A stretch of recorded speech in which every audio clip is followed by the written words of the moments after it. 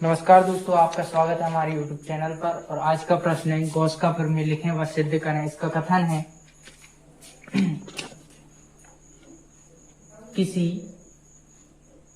बंद पृष्ठ से गुजरने वाला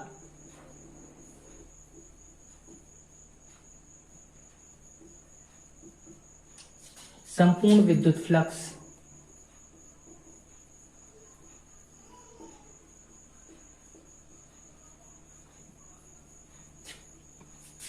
उसमें उपस्थित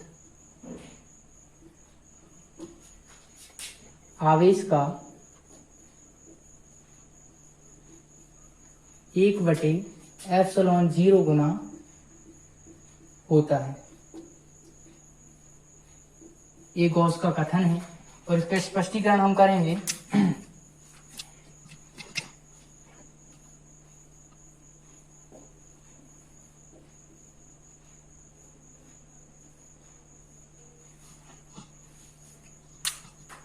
स्पष्टीकरण, माना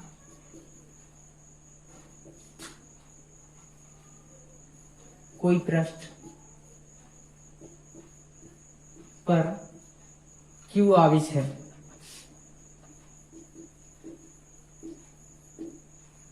तो उससे गुजरने वाला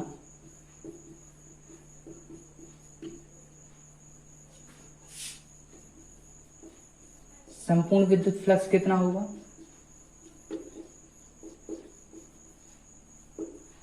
तो संपूर्ण विद्युत फ्लक्स को दर्शाते हैं फाई ई बराबर 1/ε0 इंटू क्यू। कथन में लिखा गया है, कथन में क्या बोल रहे हैं? किसी बंद पृष्ठ से गुजरने वाला संपूर्ण विद्युत फ्लक्स उस में उपस्थित आवेश का 1/ε0 गुना होता है। तो जो आवेश है उसका 1/ε0 गुना होता है, यही ये कथन। अब इसको हम सिद्ध करेंगे। उत्पत्ति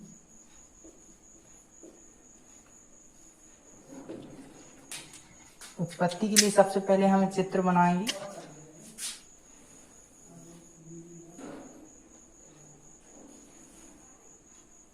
मान लो एक एस गोलीय पृष्ठ है जिसका मध्य बिंदु क्या है? O है। ठीक है।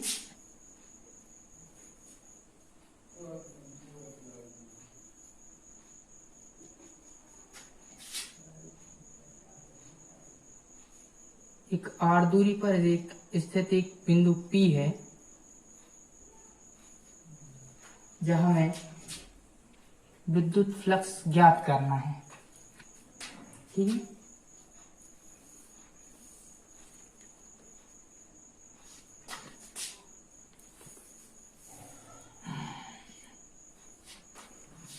हम इसको थोड़ी थ्योरी लिखेंगे। क्या क्या लिखेंगे कि एक एस एक गोलीय पृष्ठ है जिस पर प्लस क्यू आवेशों से मिलकर बना है।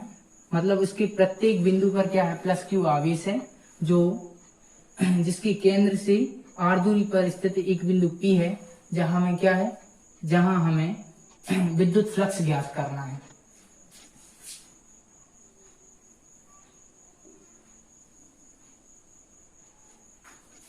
यहाँ तो प्लस क्यू आवेश है तो हम लिखेंगे प्लस क्यू आवेश के कारण बिंदु P पर विद्युत क्षेत्र कितना हो जाएगा? हम पढ़ते आए हैं E बराबर 1/4πε0 into K into Q1 into Q2 upon R square. ये हम पढ़ के आए हैं। Q1 की वैल्यू है प्लस Q और Q2 यहाँ एकांक धनावेश होगा, यहाँ कुछ नहीं है तो एक आवेश होगा। और Q2 की वैल्यू है 1। तो Q1 की वैल्यू है Q और Q2 की वैल्यू है 1। तो इसको डायरेक्टली हम Q लिखेंगे।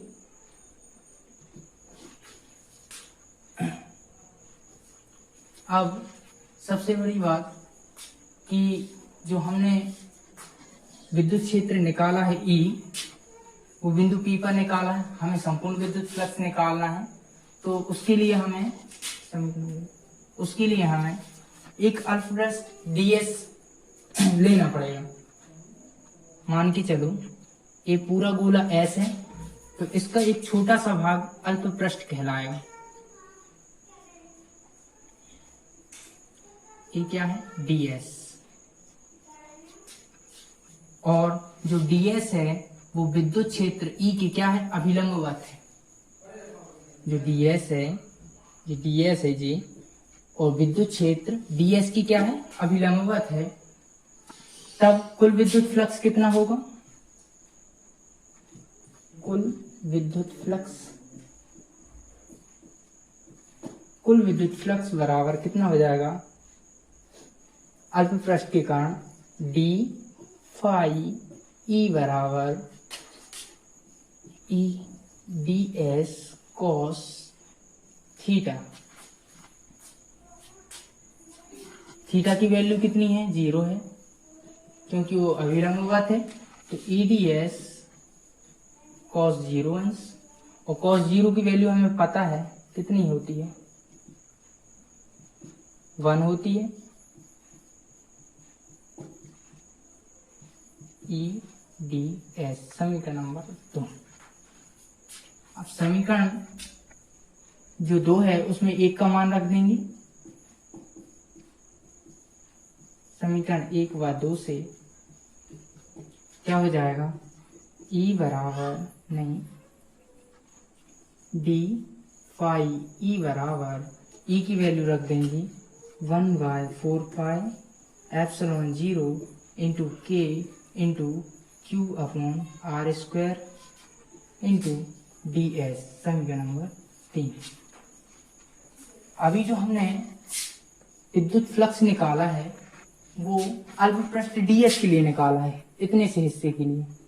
यदि हमें संपूर्ण विद्युत फ्लक्स निकालना है, पूरे S का निकालना है, तो हम इसका क्या कर देंगे? इंटीग्रेशन कर देंगे। तो समीकरण 3 का क्या करेंगे?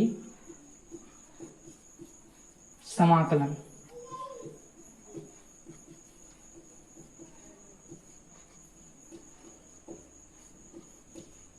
समाकलन कर देंगे तो integration of d phi E बराबर integration of 1/4 pi epsilon 0 into K into Q upon R square ds। ठीक है।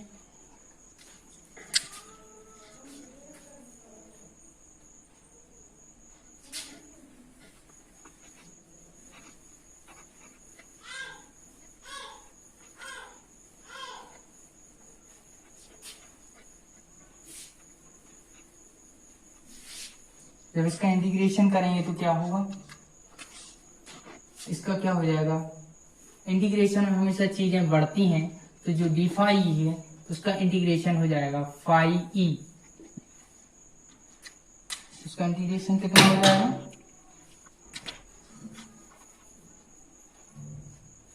फाई ई बराबर 1/4 pi epsilon 0 into K into Q upon R square. क्या है? कांस्टेंट है।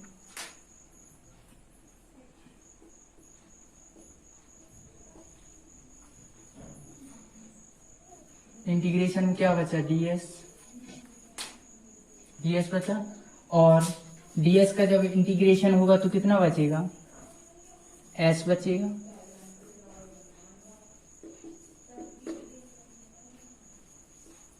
Into s।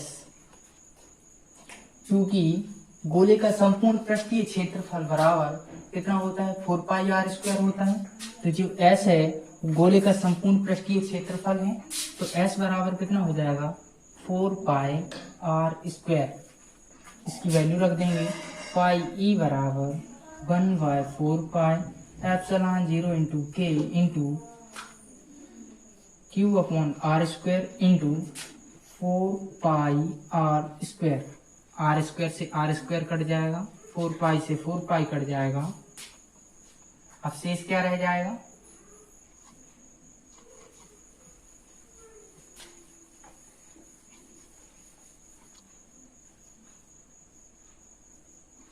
Q upon epsilon 0 into K बच जाएगा। और जो गोला है, गोले के अंदर यदि ठोस गोला है तो सिंपल सी बात है, अंदर यहाँ वायु तो होगी नहीं, और वायु या निर्वात में K की वैल्यू कितनी होती है, 1 होती है। तो K बराबर 1 लिख देंगे हम, K बराबर 1। तो फाई E बराबर 1/ε0 इंटू Q। यही हमें सिद्ध करना था, यही गॉस का प्रमेय है। गॉस का प्रमेय ये है कि किसी बंद पृष्ठ से गुजरने वाला संपूर्ण विद्युत फ्लक्स उस फ्लक्स के अंदर उपस्थित आवेश का 1/ε0 गुना होता है। यही सिद्ध करना था। धन्यवाद।